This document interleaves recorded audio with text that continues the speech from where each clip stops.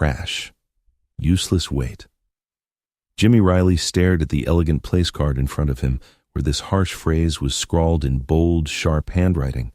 The air around him seemed to freeze, and the crystal lights of the luxurious ballroom distorted into dazzling blurs before his eyes. A ringing started in his ears. His blood first rushed to his head and then rapidly chilled, like a miniature volcanic eruption followed by a polar freeze alternating inside his body. Just 3 seconds ago, he was merely a nobody quietly looking for his seat, the underwhelming husband of Lauren Miller, the successful cultural anthropologist. Now, he had become the victim of a meticulously planned public execution, where his dignity was being crushed word by word in front of Seattle's most prominent elite. When he finally looked up, his gaze sliced through the crowd and locked directly onto the smug, challenging eyes of Trevor Hayes. This marketing director for the Sterling Group, and also his wife's boss, held a champagne flute with a victorious smile playing on his lips. "A toast to the finest spouse our company has," Trevor exclaimed, deliberately raising his voice to ensure everyone heard him. "To this man, this deadbeat, who prefers studying old rocks to actually earning a living. A deadbeat!" Laughter erupted like a sudden tide across the ballroom, sharp and echoing. Jimmy's gaze swept past Trevor, searching for Lauren. His wife stood beside Trevor, wearing an expression he had never seen before, a cruel, relieved smile. In that moment, their 6 years of marriage died completely in his heart. Everyone present expected him to explode in fury or flee in shame. But, to everyone's surprise, after the initial blinding pain, a strange calm settled within Jimmy. He picked up the insulting card and, in a sudden, dead silence, walked step by step toward the head table. He walked toward the center of power in the room, toward Arthur Sterling, one of the most powerful businessmen in the Pacific Northwest. The crowd automatically parted, creating a path. With every step he took, the laughter diminished until the entire ballroom was engulfed in an unsettling quiet. No one understood why this humiliated man, instead of running, was walking directly toward the center of the storm. Jimmy stopped in front of Arthur Sterling. They shared the same intense eyes and the same strong jawline, a similarity that was the curse of Jimmy's entire life and the silent proof of his identity, a deliberately hidden truth. He gently placed the card on the tablecloth in front of this architect of a commercial empire, looking directly into those eyes so identical to his own. In a quiet but weighty tone, he said, "This isn't about them. It's about the world you've built." He paused, ensuring every word resonated, and then delivered the final verdict. "And I, as of today, cut all ties with you, Arthur." The entire ballroom was immediately plunged into a deafening silence. Arthur Sterling's face shifted from crimson to white, his fingers gripping the table as if resisting an invisible earthquake. Everyone present watched this scene in confusion, failing to understand why this nobody dared to call Mr. Sterling by his first name.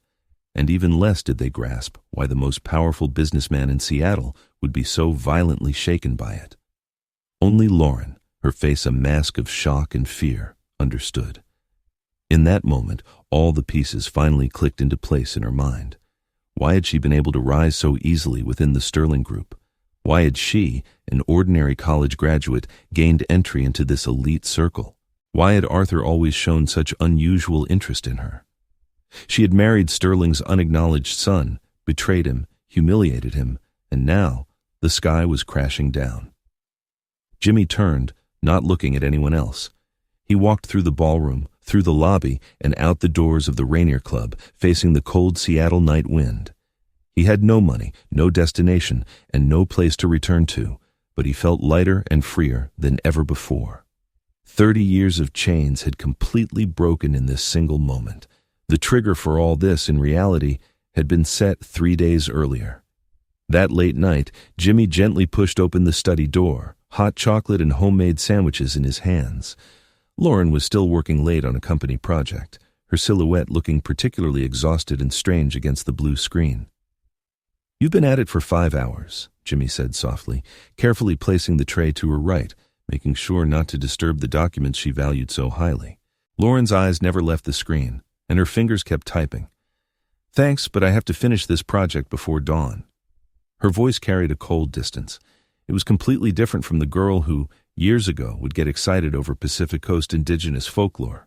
6 years ago, when Jimmy first met Lauren in the University of Washington library, she was an anthropology student with a passion for indigenous cultures. Her eyes were bright, her smile sincere, and she showed genuine interest in Jimmy's research. Back then, she wore simple jeans and a white shirt, her hair casually tied back in a ponytail.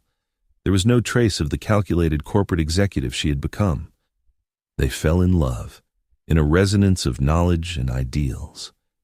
Jimmy was 8 years her senior, already a respected academic in indigenous cultural studies, while Lauren saw him as a spiritual mentor and soulmate. Their wedding was held in a small chapel on the Olympic Peninsula, simple and cozy. Lauren insisted on including several elements of the local indigenous tradition in the ceremony as a sign of respect for that culture. However, the post-marriage reality quickly diluted the romance. Lauren's family, a declining middle class in the East Coast, was deeply unhappy that their daughter had married an academic who only researched old, forgotten things. Her father bluntly told Jimmy, "My daughter deserves a better life, not following you into a life of academic asceticism." This pressure, combined with economic reality, gradually made Lauren change her initial intentions. After graduation, instead of following the research path with Jimmy as she had planned, she accepted a job offer from the Sterling Group, an enviable position with a salary and status far above that of an average graduate. "It's only temporary," she explained then. "When we save enough money, I can return to the academic world." But Jimmy knew that from that moment, their trajectories had begun to diverge. Returning to that late night in the study, Lauren suddenly said, "Trevor says that if this project is approved, my position could—" She stopped abruptly, looking at Jimmy cautiously, and then changed her words. "Anyway, it's important." That name was like a rusty knife, slowly cutting into Jimmy's self-esteem. Trevor Hayes, marketing director of the Sterling Group, Lauren's direct superior.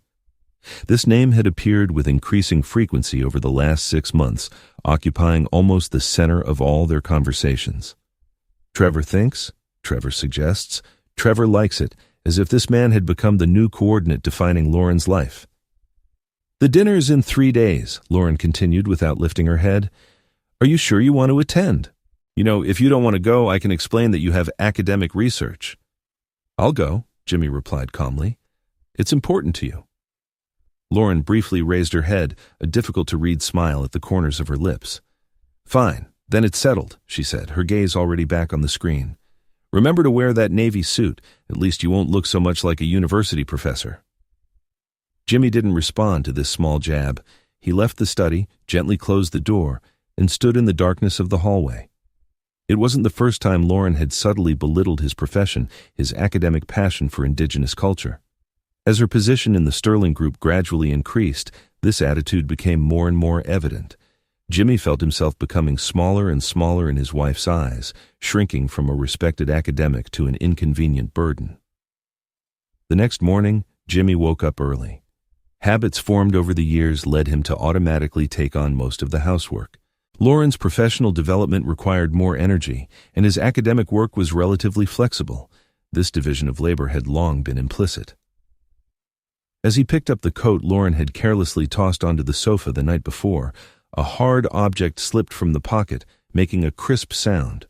Jimmy bent down to pick up a black pen, a high-end Mont Blanc model, with an obsidian body and a pure silver clip, valued at least $2,000. He knew the brand, because Lauren had scoffed at his habit of using common ballpoint pens for his research notes. Real professionals use tools that match their status. In the sunlight, he clearly saw the cursive letters engraved on the clip, TH, the initials of Trevor Hayes. In an instant, months of suspicion received physical confirmation. Jimmy's fingers involuntarily tightened, nearly snapping the pen.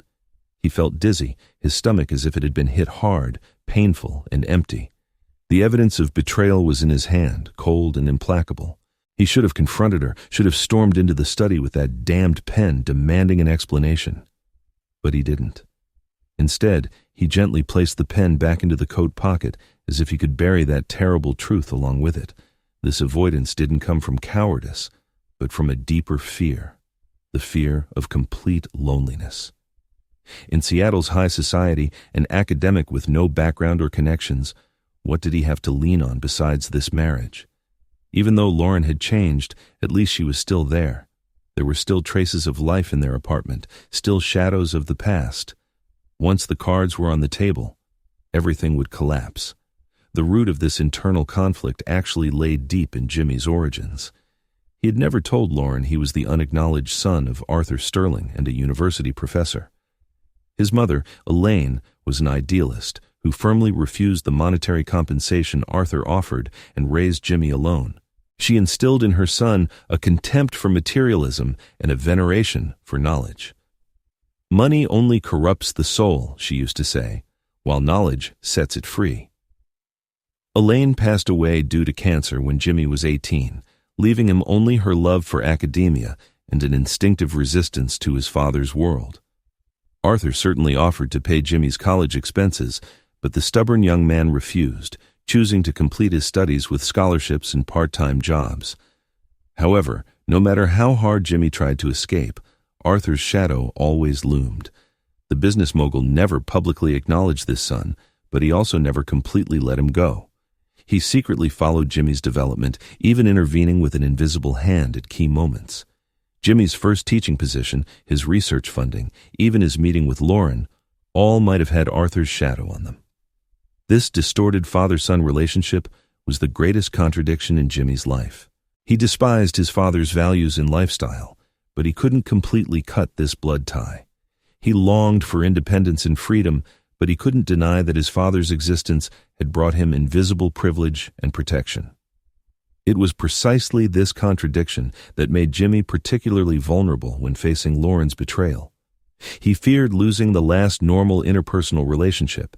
He feared returning to the identity of Arthur Sterling's secret. That afternoon, while Jimmy was organizing field research materials in his university office, his phone rang. Unknown number. "Mr. Riley?" A female voice, precise and cold. "Yes, that's me. I am Mr. Sterling's personal assistant. Mr. Sterling wishes me to convey. He expects your behavior at the dinner on Friday to be commensurate with the image of the Sterling Group." This call was like a bucket of cold water over Jimmy's head. For years, Arthur had never contacted him directly, always sending these semi-imperious reminders through secretaries or assistants. This method both confirmed the connection between them and maintained sufficient distance, as if Jimmy were a project needing remote supervision, not a flesh-and-blood son. "Please tell Mr. Sterling I will do my best not to disappoint him," Jimmy replied coldly and hung up the phone. He walked to the window, looking out at the Seattle skyline. The modern high-rises intertwined with older colonial-era buildings, just like his own life, torn between two completely different worlds. On one side was his academic passion for Pacific Coast indigenous culture. On the other, Lauren's increasingly intense material desire and the shadow of Arthur Sterling's vast commercial empire. The night of the dinner, Lauren emerged from the bathroom, enveloped in a cloud of expensive perfume. She wore a black evening gown with a surprisingly low neckline and her back almost completely exposed. This wasn't the Lauren Jimmy remembered. The girl with pure eyes full of curiosity in the university library no longer existed. "You're not ready yet." She looked impatiently at Jimmy, who was still in loungewear, sitting on the edge of the bed, fiddling with the coat pocket containing the pen. "I'm not sure if I should go," Jimmy said quietly. Lauren's expression immediately tensed. "You have to go. This is very important to me." "Why? Because Trevor will be there?" A moment of deadly silence. Lauren's face paled, but she quickly recovered her composure. "I don't know what you're talking about. Trevor is my boss. Of course he'll be there. Mr. Sterling requires all executives to attend with their spouses." Jimmy didn't press her lie. He stood up, walked to the closet, and pulled out the navy suit Lauren had chosen for him. The suit was a birthday gift she had given him last year, quite expensive, but every time he put it on, Jimmy felt like he was wearing a costume. "I know what I have to do," he said quietly, as if speaking to himself, or as a declaration to the world. The Rainier Club is one of Seattle's oldest and most prestigious private clubs, located in the heart of downtown. Since its founding in the late 19th century, it has been a meeting point for the political, business, and social elite. The neoclassical building has a solemn and majestic exterior, while the interior is luxurious to the point of being stifling. Crystal chandeliers, marble columns, antique furniture, every detail silently proclaimed a message. This place belongs only to a certain kind of people. When Jimmy and Lauren arrived, the dinner had already begun. Waiters with silver trays moved among the guests dressed in evening gowns and custom tuxedos. Champagne sparkled in crystal flutes, and elegant laughter floated through the air. This was a completely foreign world, very different from the academic environment Jimmy worked in daily. "Remember," Lauren whispered in his ear, "don't talk about your research. Don't mention politics. If anyone asks what you do, say you teach at the university and then turn the conversation back to them." Jimmy nodded, feeling intense discomfort. This was not his world. In the academic world, he was respected as an authority on indigenous cultural studies, but here he was just Lauren Miller's useless, inconvenient husband, an appendage. The moment they entered the room, Lauren's entire posture shifted. Her body language became more open, her smile more radiant, her voice rose an octave. Her hand slid off Jimmy's arm as if she were eager to unburden herself. "Trevor!"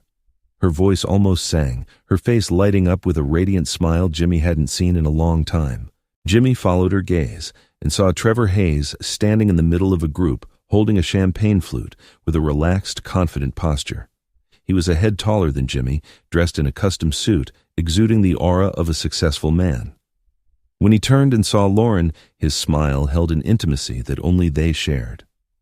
"Lauren, you look stunning tonight," Trevor said loudly, with deliberate enthusiasm in his voice, ensuring everyone around him could hear. His gaze passed over Jimmy, lingering for a second with a flash of contempt in his eyes, then quickly returned to Lauren. "Go find your seat. I need to discuss some work matters with Trevor," Lauren told Jimmy, her eyes never leaving Trevor. Jimmy stood there, watching his wife walk toward that man, seeing her body naturally lean toward him, watching Trevor's hand lightly touch her back, guiding her into their social circle. In that moment, Jimmy felt an unprecedented loneliness, as if he were a transparent person standing at the edge of a world built of power and desire. He turned and walked into the ballroom, starting to look for his seat. Elegant cards were arranged on the tables, each marked with the guest's name in embossed gold letters. He passed table after table, his gaze scanning those strange, wealthy names, finally stopping in a corner. That card clearly read, "Trash. Useless weight." This was the beginning of the story, and also the turning point in Jimmy's life. When he looked up and saw Trevor raise his glass in mockery, heard Lauren join that sharp laughter, 30 years of patience and compromise collapsed in an instant. He walked toward Arthur, uttered those words of "cut all ties," not only severing the connection with his father, but also definitively ending a marriage based on lies and betrayal. When Jimmy left the Rayner Club, Arthur was still sitting in his place, his fingers gripping the table, his face pale. The business mogul who never bowed to anyone had been destabilized by one sentence. In all commercial negotiations and power struggles, he had never lost his composure like he did that night. Because Jimmy had touched his most painful point, his complete failure as a father. Arthur Sterling came from humble beginnings, and with brutal determination and a ruthless competitive spirit, he had ascended from a small Midwestern town to the peak of a commercial empire. His life philosophy was simple: you either conquer or you are conquered. In his world, there were only winners and losers, no middle ground. When the young professor Elaine Riley told him she was pregnant, his instinct was to resolve the problem with money, either pay her to terminate the pregnancy or pay her to keep the secret. But Elaine rejected both. She wanted the child but didn't want his money or his name. "My son won't be part of your collection," she said then. "He will have his own value. He won't be defined by your bank account." This was the first time Arthur encountered an opponent he couldn't conquer with wealth or power. Elaine's decision both irritated and fascinated him. For years, he secretly followed this son's growth, proud of his intelligence and talent on the one hand, and disappointed by his rejection of the business world on the other. That Jimmy chose to research indigenous culture, for Arthur, was almost a silent mockery of all his life achievements. Yet, blood ties cannot be cut. Arthur never stopped paying attention to this son. He arranged for Lauren to enter the Sterling Group, not just because of her ability, but primarily because she was Jimmy's wife. This was his attempt to lure his son into his orbit. He thought that, with Lauren's rise in the company, Jimmy would eventually yield to reality and accept the path he had planned for him. But now, this plan had completely failed. Jimmy had not only refused to move closer, but had definitively cut ties with him. The ultimate irony was that Trevor Hayes, promoted by Arthur himself, had become the key figure who led to this disaster. "Everyone, get out," Arthur suddenly said, his voice low and dangerous. The guests in the ballroom looked at each other, puzzled, unsure if they had misheard. "I said everyone, out now," he repeated, this time raising his voice several decibels. The crowd began to stir, then quickly retreated. No one dared to disobey an order from Arthur Sterling, even if it meant the sudden interruption of a meticulously planned dinner. Soon, only Arthur, Lauren, and Trevor remained in the ballroom. In the large, empty hall, the three formed a strange triangle, each standing in their position like a duel about to begin. "You know," Arthur finally spoke, his gaze fixed on Lauren, "I always thought you were smart, forward-thinking. That's why I approved your promotion, even considered letting you into upper management. But tonight you've proven me wrong. You're stupid, Lauren, stupid and blinded by small tricks." Lauren stood there, her face as white as paper. Her lips trembled, but she made no sound. "As for you," Arthur turned to Trevor, a coldness in his eyes sufficient to freeze blood. "Your biggest mistake wasn't betraying my trust. It was thinking I didn't know. From the first day you asked Lauren out, I knew. I allowed this game to continue because I wanted to see how far you would go. Now, I have my answer." Trevor felt a wave of fear spread from his spine throughout his body. He knew what it meant to lose trust in Arthur Sterling's world. "Mr. Sterling, this is a misunderstanding," he began to explain, his voice shaking. "Shut up," Arthur interrupted him coldly. "You are no longer a member of the Sterling Group. Your office has already been emptied. Your access card has been canceled. Tomorrow, you will receive a termination notice, accompanied by a legal document that will ensure you never find work in this industry." Trevor's face instantly went white. His entire professional career, his social status, his future, all were completely destroyed in this moment. No one can survive in the American corporate world after being blacklisted by Arthur Sterling. "As for you," Arthur turned back to Lauren, "you can keep your position in name. Starting tomorrow, you are a corporate culture consultant responsible for organizing company charity events and employee birthday parties. Your office will be moved to the basement, your salary will be doubled, but you will never hold real power again. This is your choice.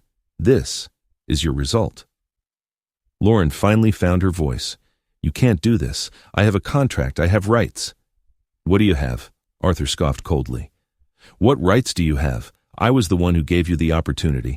I was the one who transformed you from an ordinary college student into an executive. I can give, and I can also take away." Lauren suddenly realized she had always thought it was her talent that had led to her rapid rise in the Sterling Group. But in reality, she was only Arthur's pawn to control Jimmy. Now that the pawn had lost its value, everything she possessed could disappear in one night. "You two can leave," Arthur turned away, his back to them. "Remember this night. Remember your choices. Remember the consequences." Trevor quickly departed without even looking at Lauren. And Lauren, she stayed there, tears silently falling down her cheeks. She realized she had not only lost her husband, but all the pillars she had leaned on. Her professional career, for which she had sacrificed everything, had now become a gilded cage. Meanwhile, Jimmy was already walking through the night streets of Seattle, a strange sense of lightness filling his entire body. He didn't know what tomorrow would be like. He didn't know what his life would be like without the protection of Lauren and Arthur. But he knew he had finally made a decision, finally taken a step forward, finally spoken the truth with his own voice. "I cut all ties." This was not only a declaration to Arthur, but a farewell to 30 years of past life. From this night forward, Jimmy Riley would live only for himself. He would no longer be anyone's shadow. He would no longer be a prisoner of any relationship. The first week after the dinner incident, Jimmy felt an unprecedented sense of liberation. He moved out of the apartment he shared with Lauren, renting a small studio in the Capitol Hill district of Seattle. This area is on the edge of the city's central business district, filled with street artists, musicians, and various social fringe groups. Compared to the upper-middle-class neighborhood where he lived before, this place was noisy, chaotic, but also full of a strange sense of authenticity. No one knew who he was. No one cared about his academic qualifications or his research. No one had expectations of him. This anonymous freedom made Jimmy feel relieved. Every morning he grabbed cheap coffee at the corner cafe, then went to the university library to continue his research work. In the evening, he drank a beer at a local bar, listening to local bands improvise. However, this superficial calm could not hide the impending economic crisis. His savings were limited, his temporary position at the university was about to end, and without a formal position, his research funding would also be cut off. More importantly, he began to question the value of his academic work over all these years. Those meticulously written articles, those deep analyses. What did they mean to the real world of the indigenous communities he studied? In the third week, the blows of reality began to manifest. He received a notification from the university that, due to budget adjustments, his contract would not be renewed. Jimmy knew there was likely influence from Arthur behind this, but he had no proof or power to fight it. He began sending resumes to other schools and research institutions, but responses were scarce. "Dr. Riley, your qualifications are impressive," a potential employer said diplomatically during an interview. "But we are currently inclined to look for candidates with more practical research directions. You know, the economic situation isn't great. We need projects that can attract funding." Translated, researching Pacific Coast indigenous culture has no commercial value. It won't bring sponsorships or donations. By the second month, Jimmy's financial situation was already precarious. He began selling his belongings to pay rent and daily expenses. First were his books, then his computer. Finally, even his prized field research equipment had to be sold. He tried to find any possible job, translator, tutor, even coffee shop waiter. But in times of economic recession, even these jobs were hard to come for. One night, standing by the window of his small apartment, looking at the crowd under the neon lights across the street, a deep feeling of loneliness suddenly struck him. In the past 2 months, no one had contacted him. No supposed friend or colleague had asked about his situation. He realized his previous social circle was either related to Lauren or the university, and now both worlds were closed off to him. Jimmy took out the insulting place card he had kept. Trash. Useless weight. These words hurt him, but they also woke him up. Maybe Trevor was right. Maybe in this world where everything is measured by money and power, he really was a deadbeat. But was this the path he had chosen? A lonely, forgotten academic, researching a culture no one cares about, writing articles no one reads. In this lowest moment, Jimmy received an unexpected email. His doctoral advisor, Professor Charles Monroe, invited him to a private meeting. Charles was a veteran in the field of American anthropology and Jimmy's academic mentor. The next day, they met in a cafe near the university. Jimmy did his best to hide his distress, but his gaunt face and worn clothes already spoke volumes. "I'm glad to see you, Jimmy," Charles said softly, concern in his eyes. "I've heard some things. Are you okay?" Jimmy smiled faintly. "As you can see, I'm alive." "I have a proposal," Charles said. "The National Museum is looking for an expert to help organize newly collected indigenous artifacts. It's a temporary job. The pay isn't high, but considering your professional background, it's very suitable for you." A spark of hope flashed in Jimmy's eyes. This was an opportunity to return to the academic world, a chance to do something meaningful with his knowledge. However, as he was about to accept, Charles's next sentence paralyzed him. "To be honest, this opportunity is funded by the Sterling Foundation. I received a call from Arthur Sterling's secretary. She specifically mentioned your name." Jimmy felt nauseous. Even after their complete break, Arthur was still trying to control his life, using charity to drag him back into the world he had rejected. This wasn't help.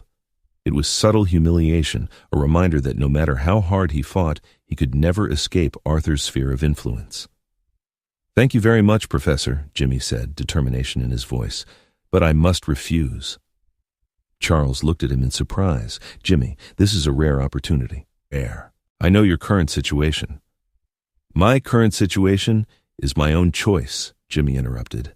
If I ever return to the academic world, it will be on my own merits, not through the charity of Arthur Sterling. After leaving the cafe, Jimmy walked aimlessly through the city streets.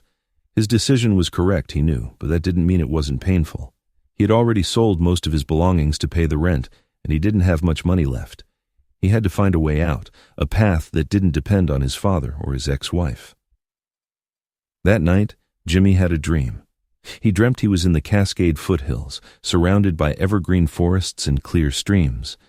This was the ancestral land of the indigenous people he studied, the core of his academic research, and also a world he had never truly integrated into.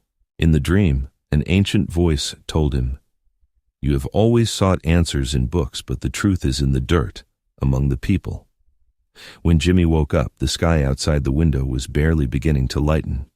He made a decision. He used the last of his remaining money to buy a one-way bus ticket to Ashland, Oregon, in the southern part of the state, near the border with California. Ashland is a small town, surrounded by green hills and forests. In Jimmy's research, this was one of the important centers of regional indigenous culture. But as a real place, it was much more complex and vibrant than the description in his books. He settled into a modest hostel on the outskirts of town, and early the next morning, he headed to a nearby tribal community. He had thought that with his academic knowledge of indigenous culture, he could easily integrate into the local community. However, reality dealt him a harsh blow. "Another white academic coming to study us," a local elder said coldly, without even looking at Jimmy. "Take some pictures, write some articles, and then what? Will it change our lives at all?" Jimmy stood there, speechless. He suddenly realized that his past research, though well-intentioned, was also a form of exploitation. He had treated the people as objects of study, not as real individuals. He had focused on their past, ignoring their current struggles and uncertain future. That night, Jimmy sat on the rickety bed in the hostel, looking at the research notes and books he had brought. The words on those papers suddenly seemed so pale and weak, almost ridiculous simplifications compared to the real life he had seen that day. He took an article he had written on indigenous mythology, silently tore it into pieces, and threw it into the trash. In the following weeks, Jimmy completely changed his approach. He no longer introduced himself as a researcher or a doctor, but as a simple apprentice. He began helping the community elders repair fences, working in the fields with the young people, silently learning their language and daily habits. He was no longer anxious to express his knowledge or opinions, but learned to listen, truly listen. At first, the community members were full of suspicion toward him. They had seen too many outsiders like him, with a sense of superiority and preconceived notions, coming to save or study them. But over time, Jimmy's sincerity and perseverance gradually moved some people. One of them was a young woman named Eliza Nelson, one of the few college graduates in the community and co-founder of the non-profit organization, The People's Voice. Eliza's father was killed by police when she was 10, during a protest against a hydroelectric project. This experience filled her with determination to fight oppression and also made her deeply distrustful of outsiders, especially white academics. "Why are you still here, Dr. Riley?" Eliza asked him directly one day, as Jimmy helped her repair the roof of the community center. "Most people like you leave quickly when they find out we don't cooperate with your research, period." Jimmy stopped working, looking at her seriously. "First, I'm no longer doctor, just Jimmy. Second, I'm here because I need to learn, not teach. I once thought I understood indigenous culture, but now I realize I only knew the people from books, not you, the real ones." Eliza looked at him skeptically. "So, what do you want to gain from us?" "It's not gaining," Jimmy shook his head. "It's giving. I want to use my skills, however insignificant they may be, to support your struggle. Not as a savior, but as an ally." Eliza didn't answer immediately. But from that day on, she began talking to Jimmy more, telling him about the real challenges the community faced, the mass emigration of young people, the gap in traditional knowledge, and the continued pressure on the land from the government and corporations. The problem is, Eliza told Jimmy one night by the community fire, the outside world either romanticizes us as a primitive, mysterious culture or marginalizes us as obstacles to development. They never truly see who we are, what we want. Jimmy nodded. These words deeply touched him. In a way, he too had made the same mistake in the past, viewing the culture as a static object of study, not as a living, breathing entity constantly adapting and struggling. We need a way for the outside world to see the real community, Jimmy mused, not as museum pieces or tourist attractions, but as a living community with rich culture and modern challenges. Eliza's eyes lit up. What are you thinking? A project, Jimmy said, becoming increasingly enthusiastic. An experience center that allows visitors to truly immerse themselves in the indigenous worldview. Different from traditional museums or tourist attractions, a place that allows people to understand the past, present, and future. All income would flow directly to the community, decided by the community itself on how to use it. Eliza thought for a moment, then slowly nodded. This idea has potential, but we need a name that captures the spirit of this project. Jimmy remembered the wonderful echo he heard when he first arrived in the valley near Ashland. The Valley Echo, he said. We are creating an echo, a voice that comes from the past but still holds power in the present. Eliza smiled and nodded. The Valley Echo. I like that name. However, turning this idea into reality was not easy. They had no funds, no location, and no experience. Jimmy sold his last valuable possession, a watch his mother had given him, as initial capital for the project. Community members provided an abandoned warehouse as a location, and everyone worked together to repair and transform the space. The first phase of the project was extremely difficult. They didn't have enough resources to promote themselves, nor professional equipment to create exhibits. Jimmy and Eliza had to make the exhibit panels themselves, use discarded materials to create interactive installations, and even act as guides personally. During the first few months, visitors were scarce, mostly backpackers passing through by chance. Maybe this idea was too naive, Eliza said tiredly one night after another day with few visitors. People aren't interested in the real story. They just want that romanticized, simplified version. Jimmy looked at her, feeling a strong sense of responsibility. This project was not just about his own rebirth, but about the hope of this community. We're just getting started, he said firmly. Change takes time. We can't give up. Just as they were about to give up, an unexpected opportunity appeared. A French freelance journalist named Sophie, tired of commercialized tourist experiences, accidentally stumbled upon the Valley Echo.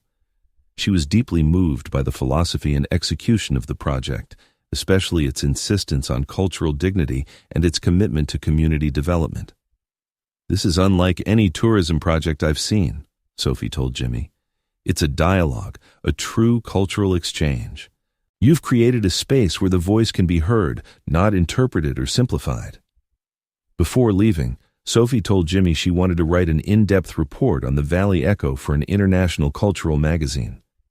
Jimmy thanked her for her kindness, but didn't have high hopes. He had learned not to rely on external rescue. However, 2 months later, Sophie's article was published and caused a sensation. The title was Seeking the Authentic at the Foot of the Cascades, a life-changing cultural journey. The article detailed the philosophy and practice of the Valley Echo and how it provided a new model of cultural exchange based on respect and equality. The article was accompanied by beautiful photographs showing the project's activities and the community behind it. A particularly striking photo showed Jimmy and Eliza standing among a group of elders, all with calm, confident smiles. The photo caption read, Cultural Guardians. Former University of Washington professor Jimmy Riley and activist Eliza Nelson with community elders in front of the Valley Echo Project. The article spread quickly in international tourism and cultural circles, attracting people tired of superficial tourism and eager for authentic experiences. The Valley Echo began receiving visitors from all over the world, not just ordinary tourists, but also journalists, academics, and representatives of other indigenous cultures. As the project grew, Jimmy and Eliza ensured that the benefits flowed primarily to the community, creating employment opportunities, supporting educational programs, and protecting traditional knowledge. They rejected several proposals to commercialize the operation, maintaining the original purpose of the project, to allow the people's voice to be heard and their culture to be understood and respected. Jimmy himself also underwent a profound transformation in this process. He was no longer that academic hidden in an ivory tower, nor Lauren's shadow, nor Arthur's mistake. He had found his own voice and place, achieving a balance between academic knowledge and practical action, between personal fulfillment and community service. The collaboration with Eliza also gradually developed into a deeper connection. Her frankness and courage, her loyalty to the community, and her unique way of seeing the world all deeply attracted Jimmy. And Jimmy's tenacity and adaptability, his humility and willingness to learn, also made Eliza gradually change her opinion of him. Their relationship had no elaborate declarations or deliberate pursuits, but developed naturally in common struggle and daily sharing. Sometimes language wasn't needed. A look, a smile, a shared cup of tea, all could convey the complicity and understanding between them. By the end of the project's first year of operation, the Valley Echo had already begun to be profitable, albeit still on a small scale. But more importantly, it had brought hope and dignity to the community. Young people were beginning to return, the elders' knowledge was valued, the entire community had regained confidence and direction. Jimmy stood on the hillside overlooking the panorama of Ashland. A year ago, when he left Seattle, he was full of despair and rage. But now, he felt an unprecedented peace and sense of belonging. He remembered that dinner, that insulting place card, those taunts and betrayals. But strangely, those memories could no longer hurt him. "What are you thinking about?" Eliza walked to his side, handing him a cup of hot tea. Jimmy smiled, accepting the cup. "I was thinking about the wonders of fate. Without that disaster, maybe I never would have come here, never found this path." Eliza nodded. "Sometimes we have to lose everything to find what truly matters." Just in this quiet moment, Jimmy's phone rang, a long absent sound, because almost no one contacted him during his days in Ashland. The call was from a reporter for a prominent U.S. business magazine, hoping to do a full report on the Valley Echo as the magazine's cover story. "They say it will be a special report on innovative business models and social impact," Jimmy told Eliza, hanging up the phone. "This is a chance to showcase our work to the whole country." Eliza's eyes lit up, but then showed a glimpse of concern. "Are you sure? This will drag you back into that world, the world you left." Jimmy thought for a moment, then nodded firmly. "This isn't about me. It's about the project, about the community. This is an opportunity for more people to learn about the true culture. We can't miss it." He didn't tell Eliza, but he knew this story would eventually be seen by the people in Seattle, including Lauren and Arthur. This thought made him feel both nervous and strangely expectant, not out of a desire for revenge, but because he hoped they would see that the man they had ridiculed as a deadbeat had now found true abundance. The report in the U.S. business magazine arrived as planned, an in-depth article spanning 10 pages, detailing the philosophy, development, and impact of the Valley Echo on the indigenous community.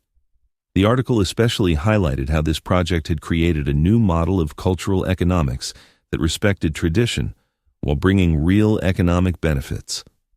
The report's cover featured a full-page photo of Jimmy standing at the project entrance against a background wall painted with traditional patterns. He wore a simple linen shirt with a calm, confident smile on his face, completely different from his awkward image in Seattle's elite circles.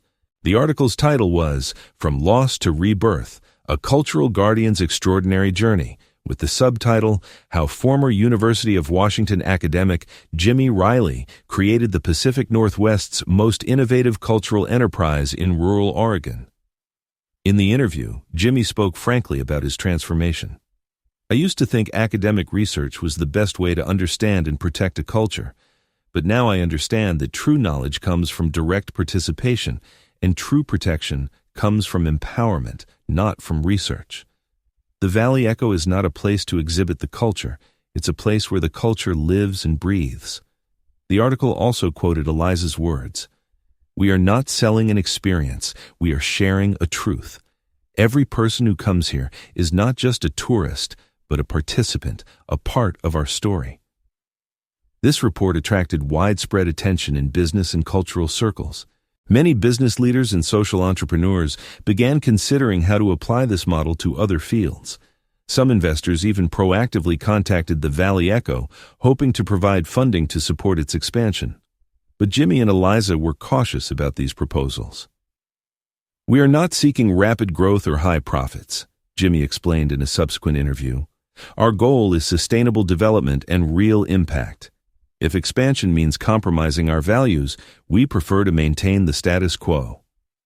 This attitude of adhering to principles further enhanced the project's reputation, attracting more visitors and partners who shared their philosophy.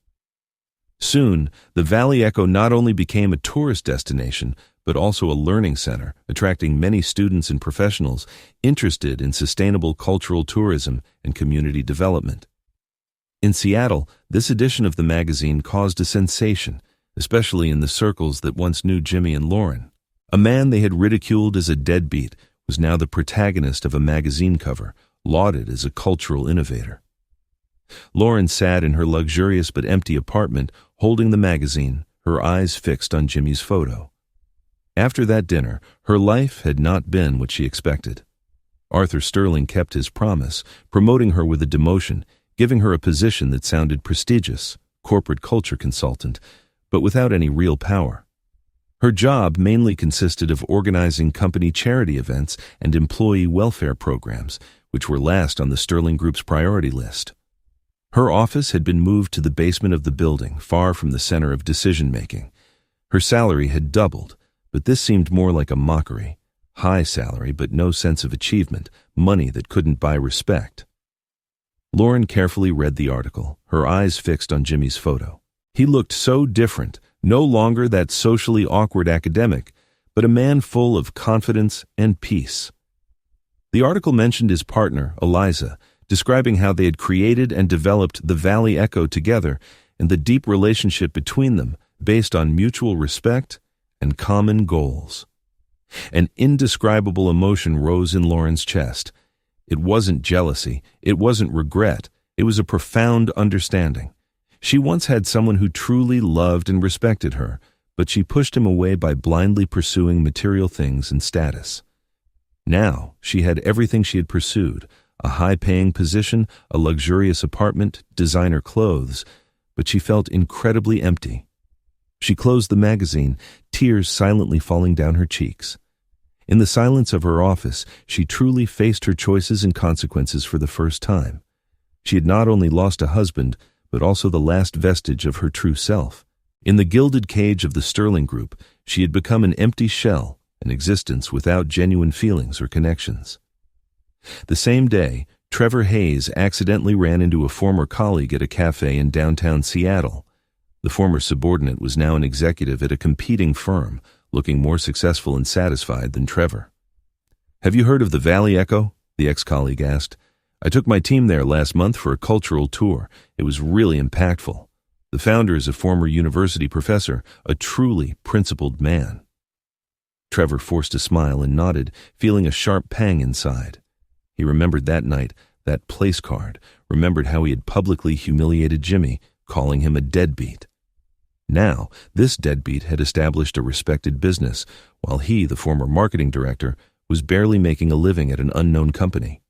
What hurt him most wasn't the loss of status, but the realization that he had pursued the wrong things his entire life.